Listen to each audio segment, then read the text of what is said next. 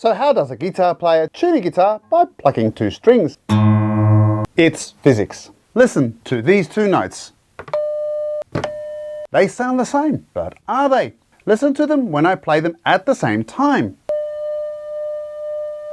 If you listen carefully, you hear beats, a loud soft repetition that sounds like a series of wah-wah-wahs.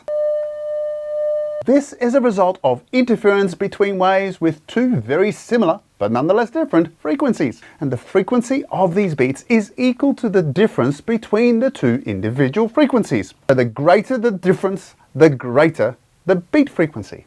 So when a guitar player is tuning, as they pluck two strings, they're listening for the beats. And the slower the beat frequency, the closer the two individual frequencies. And so they will adjust one of the strings until the beat frequency disappears. They have the same frequency, and so the strings are in tune.